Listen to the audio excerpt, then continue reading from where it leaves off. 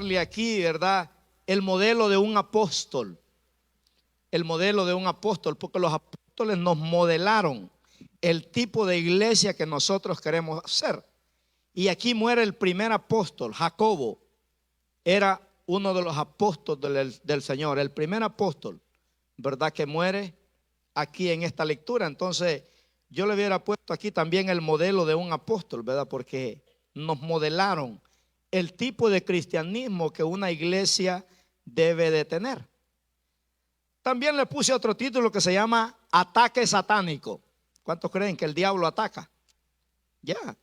Entonces le pude poner también ataque satánico, ¿verdad? O también le pude poner una iglesia que ora. Amén. Una iglesia que ora, porque esta iglesia sí oraba.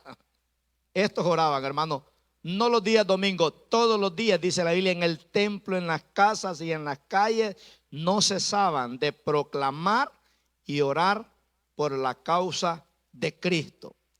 También le puse un título que se llama El fruto de una muerte, porque todo creyente que muere en Cristo tiene fruto.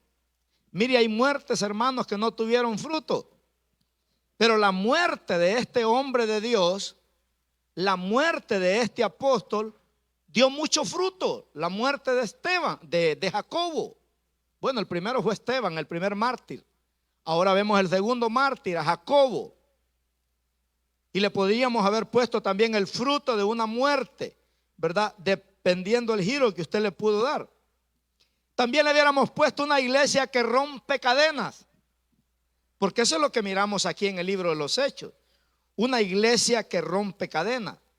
Pero también le pudiéramos haber puesto, hermano, librado de la muerte, porque vemos aquí dos personajes. Uno que fue librado de la muerte y el otro no. Y yo le voy a enseñar por qué. Porque el hecho de que seamos cristianos no estamos exentos de morir, ¿verdad? No estamos exentos de morir, porque la muerte no es una desgracia para los hijos de Dios. Al contrario, es la coronación de los hijos de Dios para pasar a los galardones del Maestro. Así es que la muerte nunca será una desgracia. Por eso yo estoy en contra. No es una ley que pongo, pero a mí no me gusta, ¿verdad?, que cuando un cristiano muere todos andan vestidos de negro. No hay luto, hermano. Cuando un cristiano, un buen cristiano muere, es para darle la gloria al Señor. Amén. Porque un siervo de Dios, ¿verdad?, pasó a una mejor vida. Así es que hay muchos títulos que tal vez le podemos poner a esta lectura.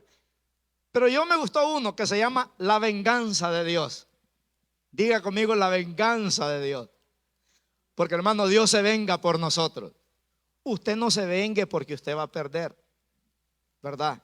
Nunca usted vaya a tomar venganza contra alguien que le ha hecho daño, ¿verdad? Siempre deje que Dios se vengue por usted.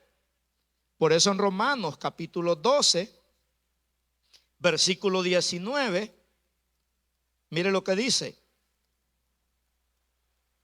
Romanos 12, 19 dice: no os venguéis vosotros mismos, amados míos, sino dejar lugar, dice, ¿a quién? A la ira de Dios, porque escrito está: mía es la venganza, yo pagaré, dice el Señor. El Señor se va a encargar, ¿verdad? Dejémosle las cosas al Señor, que Dios es el que pelea nuestras batallas, como decía el canto. Amén. Entonces me encantó este título, La venganza de Dios. Herodes pensó que podían matar a todos los apóstoles. Herodes pensó que la muerte de Juan el Bautista Dios la había pasado por alto. Mató a Jacobo y dijo: bueno, también voy a matar a Pedro, lo voy a sacar mañana. Hoy mato a Jacobo, mañana mato a Pedro. Él pensó que podía hacer lo que le daba la gana. No, hermano, la iglesia es guardada por el poder de Dios. Amén. Entonces, como le digo, algunos ya cumplieron su propósito, van a morir. Porque morir por la causa de Dios es una honra, ¿verdad? Jesús a los 33 años ya no tenía nada que hacer en este planeta Tierra. Él había cumplido ya toda su misión. Por eso dijo: consumado es.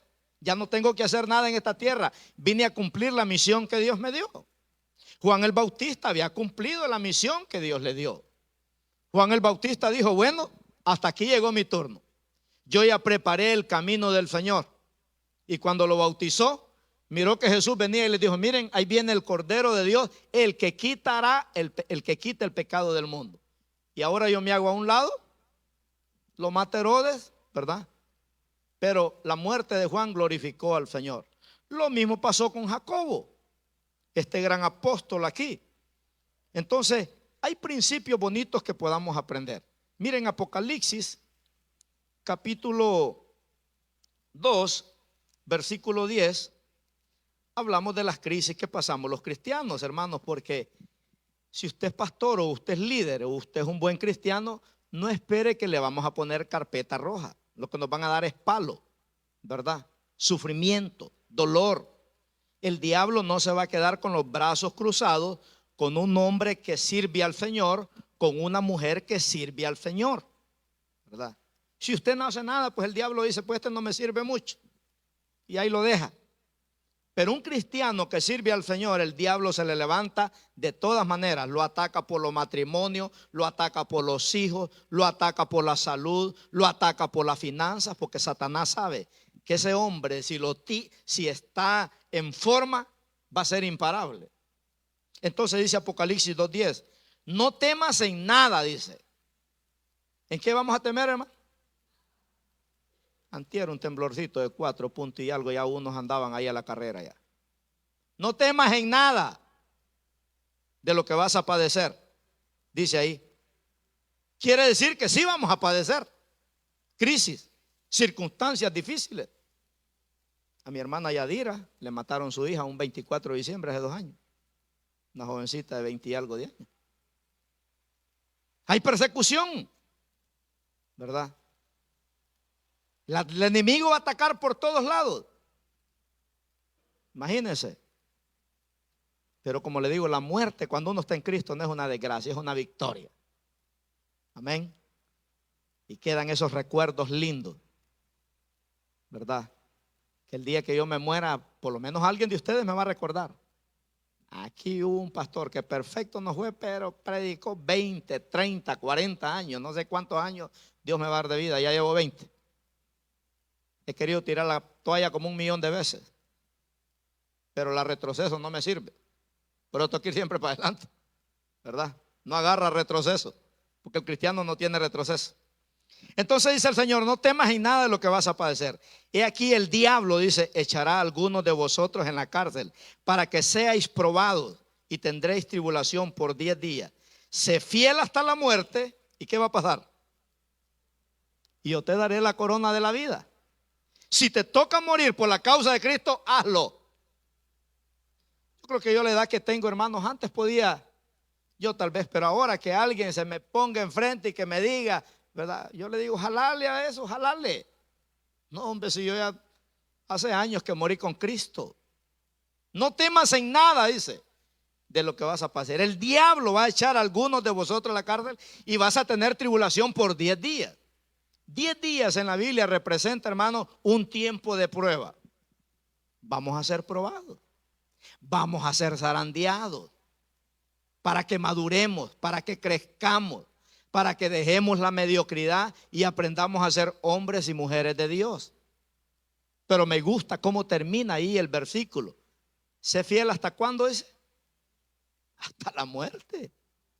Pastor, me puede al mundo, te mate el diablo. Sé fiel hasta la muerte, porque tu muerte, ¿verdad? ¿Tiene qué? Después de la muerte, ¿qué te espera? La corona de la vida, dice la Biblia. ¿Cuánto dan gloria a Dios por eso? Denle un aplauso al Señor si quiere dárselo, hermano. Entonces, ¿qué aprendemos en la muerte de Jacobo? En la muerte de este hombre aprendemos, hermanos, la entrega de un hombre de Dios. Eso es lo que aprendemos en Jacobo. Yo le digo: Señor, ¿qué aprendo de este hombre? La entrega de un hombre de Dios. Jacobo. El modelo de un apóstol, como decíamos, ¿verdad? Así es que aquí encontramos unos principios maravillosos que yo quiero enseñarle en esta noche, porque verdaderamente hay mucho que aprender. Mire, antes de entrar a la estructura de este sermón, yo quiero que lea conmigo Marcos 10:35, para que usted vea quién era Jacobo. Marcos 10:35, cuando andaba con Jesús, ¿verdad? Porque era un apóstol. En Marcos 10:35 al 40 nos da una referencia para que usted sepa quién era Jacobo. Dice, entonces Jacobo y Juan, hijos de quién dice? De Zebedeo. Jacobo y Juan. ¿Cuál Juan? El discípulo amado, el que se recostaba a los brazos del maestro. Jacobo y Juan eran dos hermanos, ¿verdad? Que eran apóstoles, eran discípulos del Señor. Habían dos parejas de gemelos en la vida en el ministerio de Jesús que le acompañaban. Y Jacobo y Juan eran hermanos. Entonces dice, entonces Jacobo y Juan, hijos de Zebedeo, se le acercaron diciendo, los dos hermanos se le acercaron a Jesús y mire lo que le dijeron, maestro, queríamos que nos hagas lo que te pedimos. ¿Cuántas a veces le pedimos algo al Señor y le dijimos, Señor, por favor, haceme este par, hombre, ¿verdad? Me quiero casar con la Juana, ayúdame, que se enamore de mí, ¿verdad? No, esto no era para casarse con la Juana. Le dijeron ahí, se acercaron diciendo, maestro, queríamos que nos hagas lo que pidiéramos. Él les dijo, ¿qué queréis que os haga?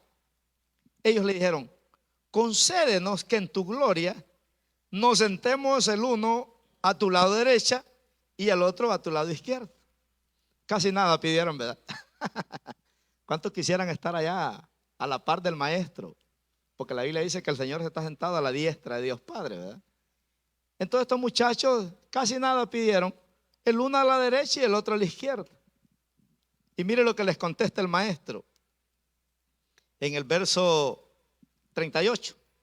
Entonces Jesús les dijo, no saben lo que piden. ¿Podéis beber, les dijo Jesús, del vaso que yo bebo? ¿O ser bautizados con el bautismo con que yo soy bautizado? Les está hablando de su muerte. ¿Ustedes están listos para morir como yo voy a morir? ¿Verdad? Miren la respuesta que el Señor les da.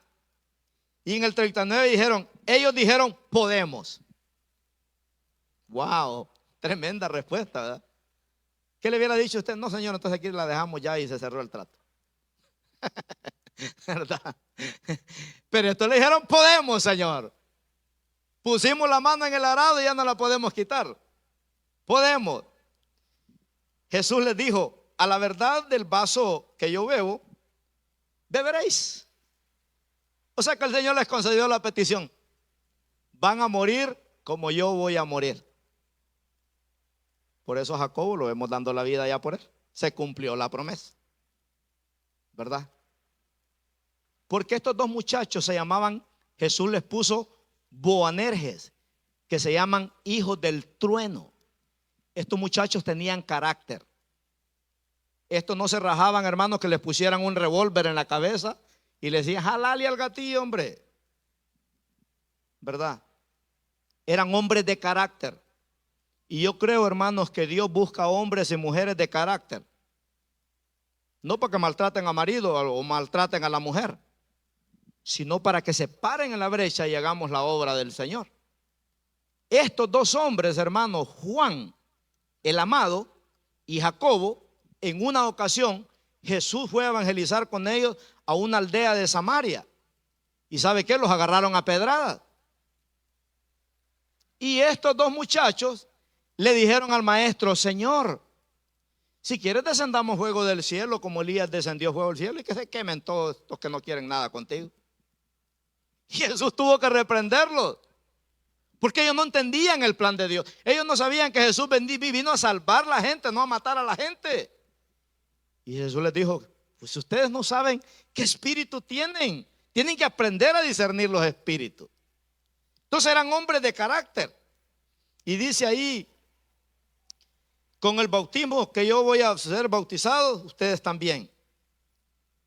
Y dice el verso 40, pero el sentaros a mi derecha y a mi izquierda no es mío darlo, sino aquellos para quienes está preparado.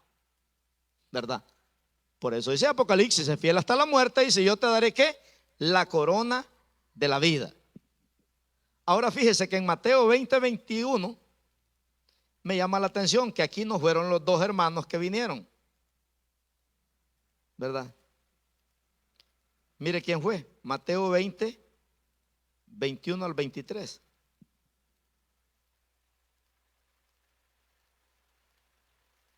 ¿Estamos aprendiendo? Él les dijo, ¿qué queréis? Bueno, el 20, ¿verdad? Dice, entonces se le acercó la madre de los hijos de Zebedeo. Aquí viene la madre. Con sus hijos, dice, postrándose ante él, pidiéndole algo. Y le dijo, ¿qué quieres? Ella le dijo, Señor, ordena que en tu reino se sienten estos dos hijos míos, el uno a tu derecha y el otro a tu izquierda. O sea que la mamá también, ¿verdad? Como una buena madre, deseando lo mejor para sus hijos. Lo único que la madre no sabía, ¿verdad? El precio que había que pagar para sentarse a la derecha del Señor y a la izquierda del Señor. Porque es bonito estar allá con el Señor, hermano. Pero pagar el precio aquí, esos son otros 20 pesos, decimos en mi país. ¿Quién no va a querer estar allá sentado en los lugares de honor? Porque dice la Biblia que en el cielo hay lugares de honor donde nos vamos a sentar. En Apocalipsis dice que al que venciere yo le daré que se siente conmigo en mi trono. Dice, así como yo me he sentado con mi Padre. O sea que hay lugares de honor en el cielo. Los 24 ancianos, dice, postran sus coronas delante de él, ¿verdad? Entonces sí hay lugares de honor en el cielo. Ahora, en Mateo 10:28, quiero ponerle buena estructura a este sermón para que usted entienda este mensaje, hermano, y que pueda hacer algo en nuestras vidas, ¿verdad? Como lo ha hecho en mi vida. Porque a veces solo decimos, qué bonito estuvo el sermón, pero no hizo ningún cambio en nosotros. No se trata de que estuvo bonito, hay sermones que no son bonitos, hermanos, y nos hicieron pedazos, ¿verdad? Así es que mi interés no es que esté bonito el sermón, sino que haga un cambio, por lo menos en alguno de nosotros. Comenzando en mí, ¿verdad? Porque la Biblia dice, tú que predicas, predícate a ti mismo primero. En Mateo 10:28, mire lo que dijo Jesús. Y no temáis a los que matan el cuerpo, mas el alma no pueden matar. Temed más bien a aquel que puede destruir el alma y el cuerpo en el infierno. Tremendo, ¿verdad? La Nueva Traducción Viviente me gusta cómo lo explica, porque lo explica más claro, ¿verdad? Este versículo, Mateo 10:28, en la Nueva Traducción Viviente, yo creo que la hermana ahí lo proyecta también. Mire lo que dice esta traducción. No teman a los que quieren matarles el cuerpo, no pueden tocar el alma. Teman solo a Dios, quien puede destruir tanto el alma como el cuerpo en el infierno. Qué tremendo. O sea que Satanás puede matar el cuerpo de un cristiano, hermano, pero no puede matar su alma, porque su alma, ¿verdad?, le pertenece a Dios. Amén. El diablo sí puede matar a un cristiano, pero no puede echarlo al infierno. Dios sí. Amén. ¿Cuántos se gozan? Entonces, por esa razón es que Dios, en su perfecta voluntad, Jacobo muere con un propósito. Pedro es liberado de la cárcel. Porque acuérdese que cuando Jesús restauró a Pedro, cuando Jesús resucitó, al tercer día, fue al mar y restauró a Pedro, porque Pedro ya se había ido al mundial. Por eso se tiró al agua cuando miró al maestro. Y el maestro lo encara cara a cara y le hace 3 preguntas. Le dice, Pedrito, siéntate que tú y yo vamos a hablar. Quiero hacerte una pregunta, ¿me amas? Y se acuerda que le hizo 3 preguntas, ¿verdad? Así que al final de la tercera pregunta, Pedro le dice al Señor, Señor, yo te agapao. Primero le dijo, yo te fileo. Sí te amo, Señor, pero no como para dar la vida por ti. Pero la tercera vez dice la Biblia que Pedro lloró y se entristeció amargamente. Le dijo, Señor, yo te agapao, estoy dispuesto a morir por ti. Entonces Jesús le dijo, sígueme. Y ahí el Señor le lanza una promesa. Le dijo, no vas a morir joven, vas a morir viejo, ¿verdad? Cuando seas viejo, dice, te van a llevar a donde no quieres ir, Pedro. Así que Pedro no podía morir porque había una promesa que iba a morir viejo. Como algunos de nosotros que estamos aquí, que vamos a morir muy viejos. ¿Cuántos dicen amén? pero llenos de vida, ¿va? No todos hechos leña ahí, todos enfermos.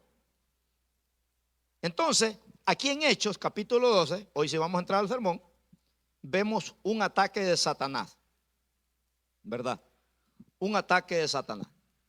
Jacobo y Juan eran dos apóstoles, hermanos, del grupo más íntimo de Jesús. Jacobo y Juan y Pedro, los tres aquí. Mire que aquí vemos los tres ahí. Jacobo, Juan y Pedro eran con los que Jesús, ¿verdad?,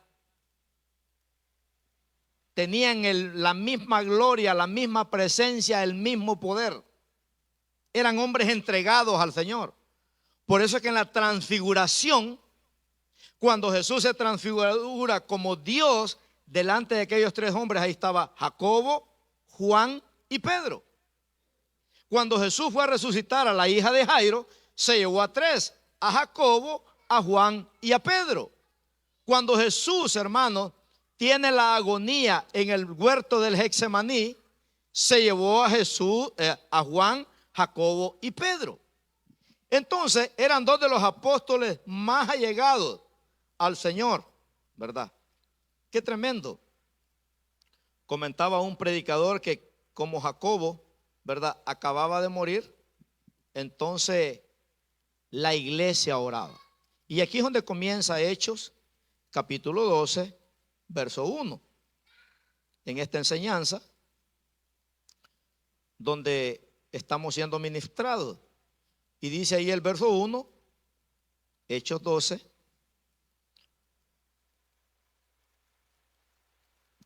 En aquel mismo tiempo el rey Herodes, dice, echó mano a algunos de los apóstoles, de la iglesia, para maltratarles. Y mató a espada a Jacobo, hermano de Juan, y viendo que esto había agradado a los judíos, procedió a prender también a Pedro. Eran entonces los días de la Pascua, ¿verdad?, de los panes sin levadura. Y habiéndole tomado preso, le puso en la cárcel, entregándole a 4 grupos de soldados cada uno, para que le custodiasen, y se proponía sacarle al pueblo después de la Pascua. Así que Pedro estaba custodiado en la cárcel, pero la iglesia hacía sin cesar, dice, oración a Dios por él. Entonces Jacobo muere. Entonces la iglesia, hermano, se pone en una intensa clamor, intercesión de oración por la vida de Pedro. Yo creo que cuando la iglesia sufre ataques satánicos, hermano, en vez de cuevarnos, ¿verdad?, deberíamos de unirnos y clamar. Siempre que hay una crisis o un ataque satánico, el trabajo de la iglesia es clamar. ¿Cuántos dicen amén? ¿Verdad? Entonces vamos a aprender 3 lecciones en esta tarde. La número 1 es: Satanás no puede detener a los hombres y mujeres que oran. Satanás no puede detener a una iglesia que ora. ¿Lo cree o no? No puede. Lo vemos aquí. La persecución era terrible, pero había una iglesia que oraba. Una iglesia que ora, hermanos, el diablo no la puede detener, aunque tal vez algunos van a tener que perder la vida, ¿verdad? Pero miramos verdaderamente aquí la importancia de la oración intercesora. Por eso es importante orar por los hijos, por la familia, por la nación, por los maestros de nuestros hijos, por los presidentes, por los reyes de la tierra. La Biblia dice que oremos por aquellos que están en eminencia, orar por los jefes, orar por los negocios, orar por los ricos, orar por los pobres. Todo eso tiene que hacer la oración intercesora. No hay cárcel, hermanos, que te pueda encerrar cuando estás adentro de la voluntad de Dios. Pedro fue librado, dice la Biblia, de la cárcel, ¿verdad? No hay cárcel del pecado, no hay cárcel de deuda, no hay cárcel de miseria que te pueda atrapar cuando estás adentro de la voluntad de Dios. Entonces, aquí tenemos que ver que si usted no ora, no espere nada. No espere nada si usted no ora. La clave para derrotar al enemigo, hermanos, es una vida de oración. Esa es la clave. Yo no sé cuál es el enemigo suyo. Hay muchos enemigos. Pero aquí encontramos verdaderamente que la clave que tenía la iglesia primitiva era que el Espíritu Santo, ¿verdad? La oración que tenía la iglesia del Espíritu Santo es que la iglesia oraba para que el Espíritu Santo, ¿verdad?, cayera en todo Israel. Yo no sé cuándo usted ha orado así: Señor, que el Espíritu Santo caiga sobre mis hijos, caiga sobre mi familia, que se derrame de una manera sobrenatural.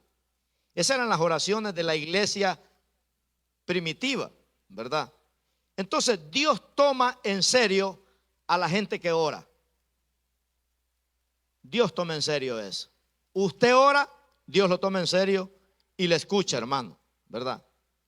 Hay cosas que Dios ya te dio, pero no las vas a recibir hasta que ores. ¿Cuántos lo dicen amén?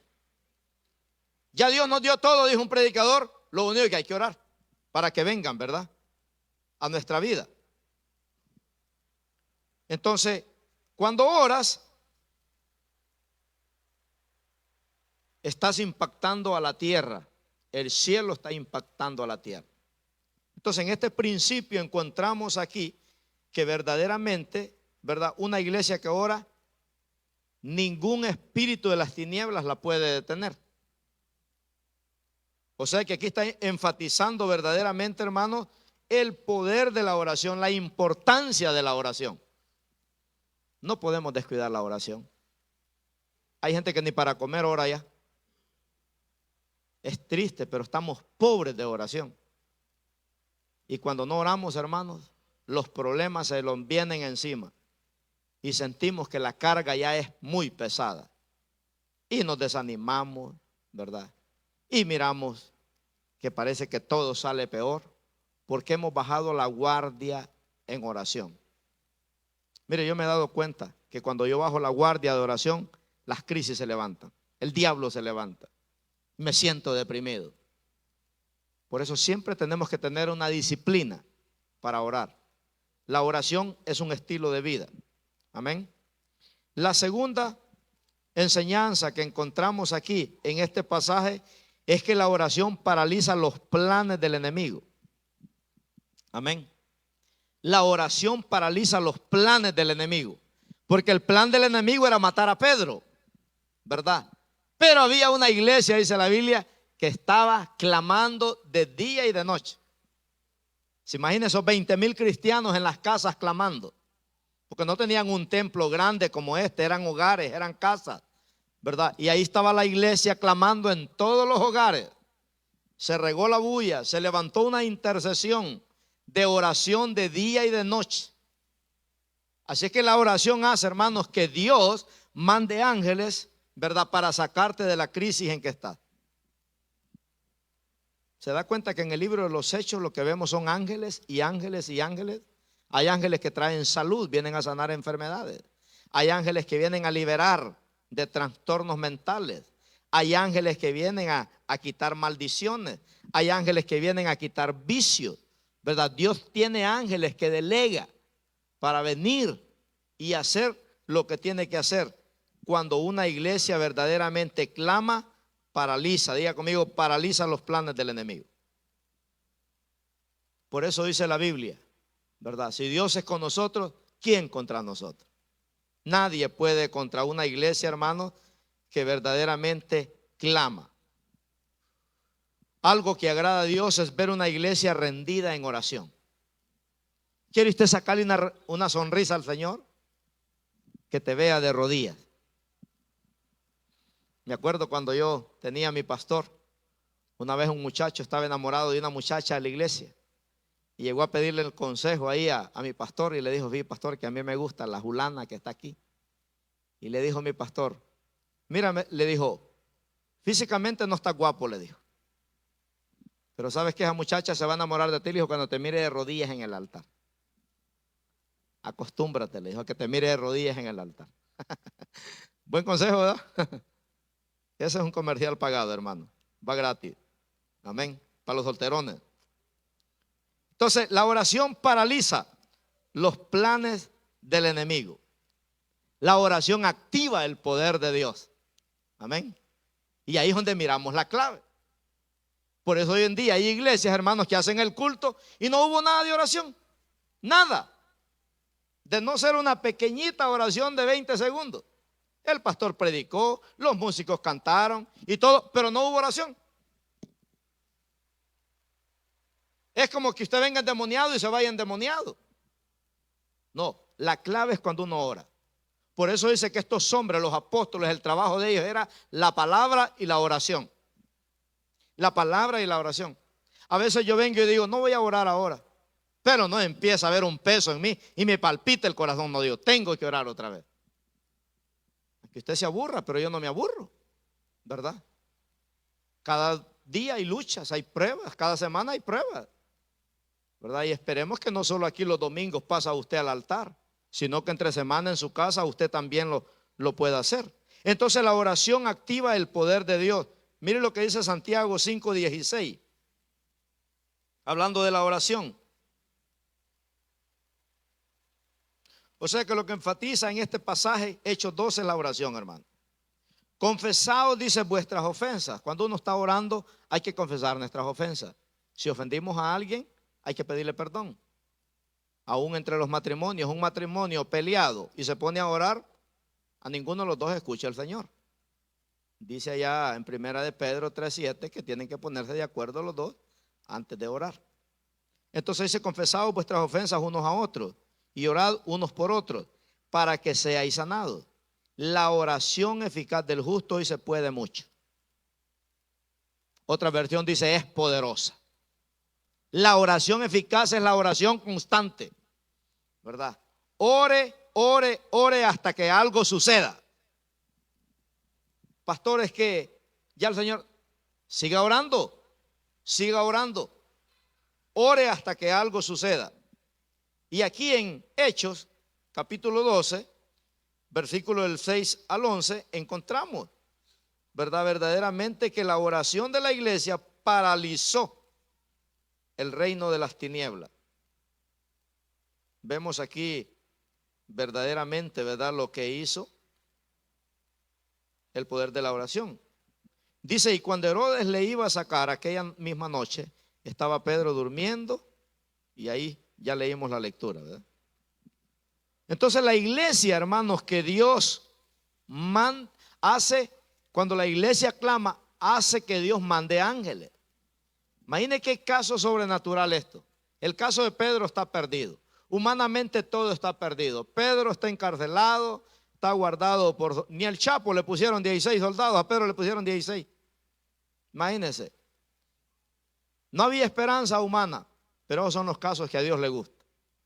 Manda un ángel, se mete adentro de la cárcel, agarra a Pedro. Mientras el ángel camina, los candados se rompen, se abren las puertas solitas. No había la tecnología que hay hoy. Hoy usted entra a la tienda y se arrima y se abre la puerta. En ese entonces no estaba la tecnología esa, pero ya Dios la tenía en el cielo ya, ¿verdad? Se abrían las puertas solitas. Ese es el poder de la oración, ¿verdad? Dios manda ángeles cuando oramos, cuando estamos haciendo guerra, ¿verdad? Es la clave, hermano. La oración es la clave para que la enfermedad se seque de raíz. No tengo el tiempo para contarle las veces que he orado por gente y Dios ha hecho el milagro, ¿verdad? Sea por teléfono, que nos hemos puesto en cadena de oración. Ahorita tenemos a nuestra hermana Belkis allá, hospitalizada, ¿verdad? Su bebé todavía no es tiempo, hasta el otro mes. Pero pues le van a hacer una operación ahí. Hay que orar, ¿verdad? Para que la perfecta voluntad de Dios salga con una historia que contar ese bebé. Entonces, tenemos que orar, ¿verdad? Porque la oración es la que hace que el esposo cambie. No es que usted llame al 911 y lo meta al bote. No, la oración es que hace que el hijo rebelde cambie. La oración es la que hace, hermanos, que las deudas se paguen. La oración es la que hace que los milagros se activen. Entonces dicen amén. La clave es la oración, paraliza los planes del diablo. El Señor libró a Pedro, imagínense, porque todavía tenía un propósito que cumplir con él. Aunque Herodes, ¿verdad?, no estaba contento con Pedro, porque hace unos 2 capítulos atrás se había convertido en oficial romano de él. con toda su compañía de 100 soldados. Se acababa de convertir Cornelio, entonces Herodes no estaba contento. Dijo, este es Pedrito, me lo hago pollo frito. No, no es cierto. La última palabra la tiene el Señor, ¿verdad? La última palabra la tiene el Señor. Y bueno, vemos, ¿verdad?, que Pedro, por un milagro sobrenatural, Dios cumplió su propósito en Pedro. Así es que, hermano, mire, el que está metido con Dios no se va a morir ni antes de tiempo ni después de tiempo. Se llegó el día a morir, pues hay que morir. ¿Cuál es el problema?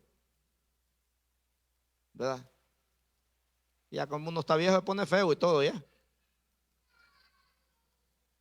Pero que sigamos sirviendo al Señor. Yo le digo al Señor, yo no me quiero morir joven, yo quiero seguir predicando la palabra, ¿verdad?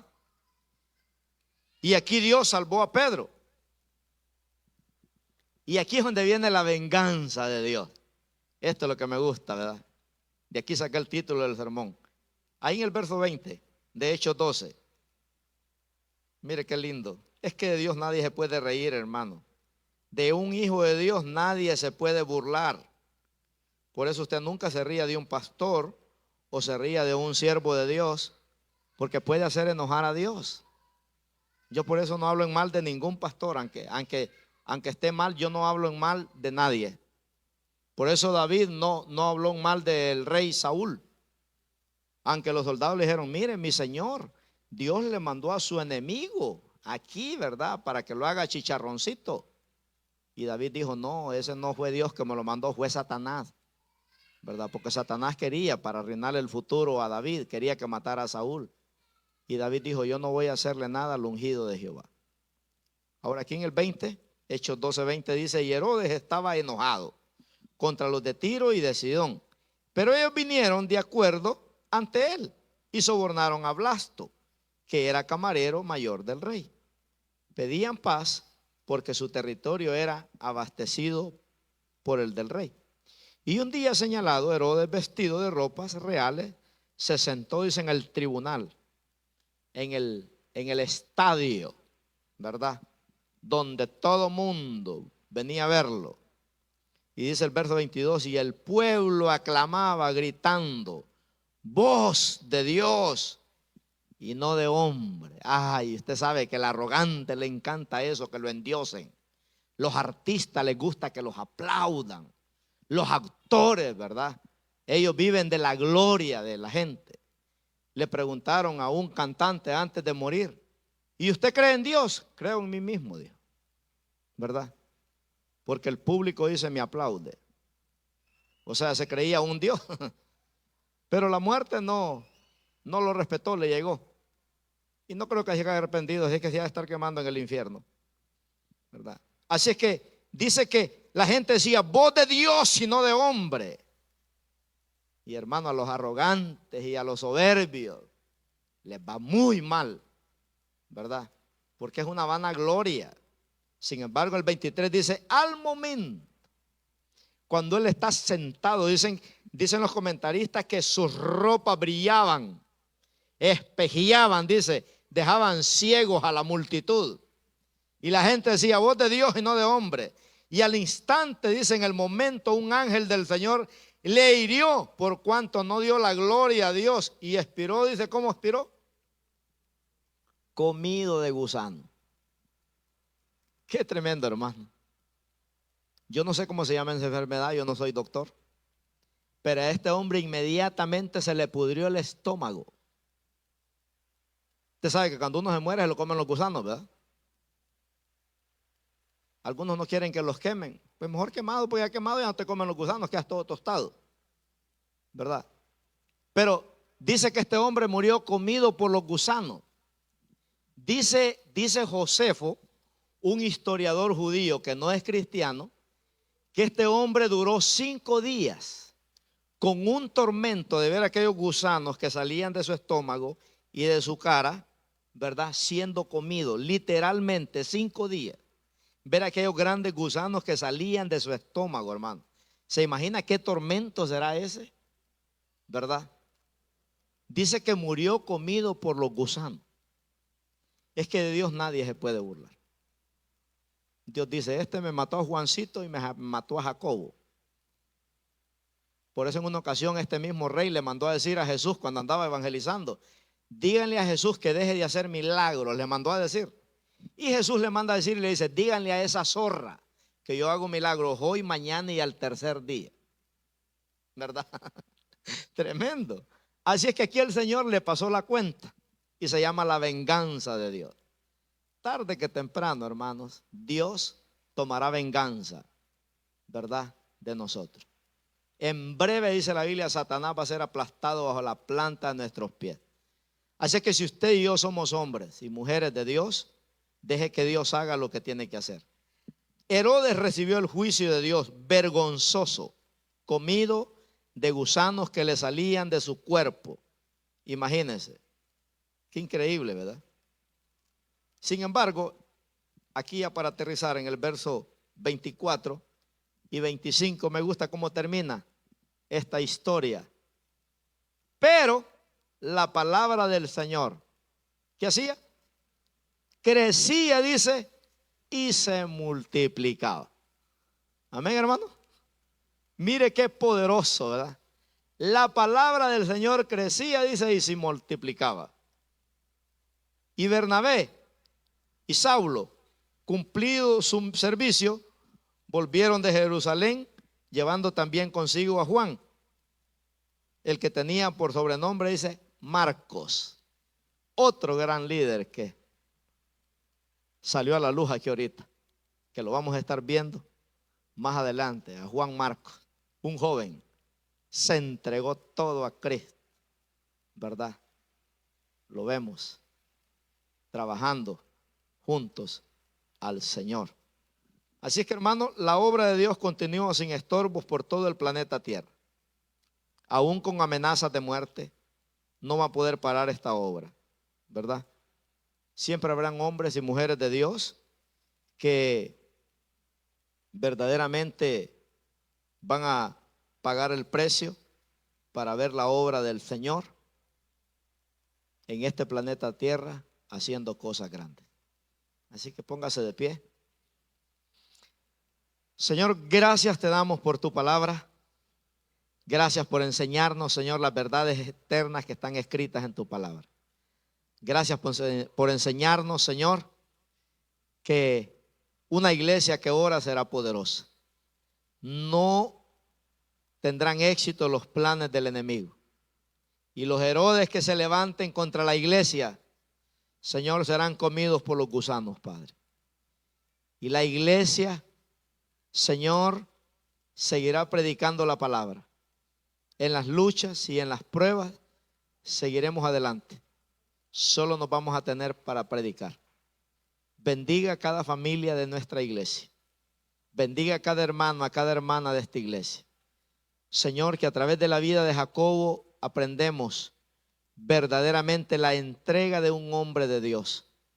Señor, que esta palabra pueda, Padre, marcarnos, Señor, con estos principios poderosos que hay aquí en este capítulo 12 del libro de los Hechos. Señor, que el enemigo no nos intimide con sus mañas, con sus hazañas, con sus planes, porque estamos en tus manos, Señor. Estamos en la voluntad tuya. Ayúdanos, Señor, a tener carácter, Padre, para seguir predicando este evangelio, porque a veces las fuerzas humanas nos quieren traicionar. Pero ayúdanos, Señor, que esto no es con espada ni con ejército, es en el poder del Espíritu Santo, que vamos a ganar esta batalla. Se la vamos a ganar al diablo, se la vamos a ganar al mundo y se la vamos a ganar a nuestra carne. Y vamos a ser fieles, como dice allá tu palabra, hasta la muerte. Danos una linda semana, Padre. Llévanos con bien. Señor, que en esta semana podamos ver ángeles cuidándonos, guardándonos, salvándonos, sanándonos, liberándonos, bendiciéndonos. Señor, que tus ángeles, Padre, puedan, oh Dios amado, cuidarnos 24/7, Señor. En el nombre poderoso de Cristo Jesús, que nos guarden del pecado, que nos guarden del satanismo, de la brujería, de la hechicería, de las malas noticias, Señor. Que tus ángeles, Padre, nos protejan por el clamor de la oración, Señor. En el nombre poderoso de Cristo Jesús, guarda, Padre, y que podamos tener noticias sobrenaturales en esta semana. Que podamos ver a nuestros hijos, que podamos ver a nuestras familias, Señor, amándote y sirviéndote a ti. En el nombre poderoso de Cristo Jesús. Amén. Aleluya. Gloria a Dios. Dios les bendiga ricamente, hermanos. Amén. Estamos despedidos. Los esperamos el jueves.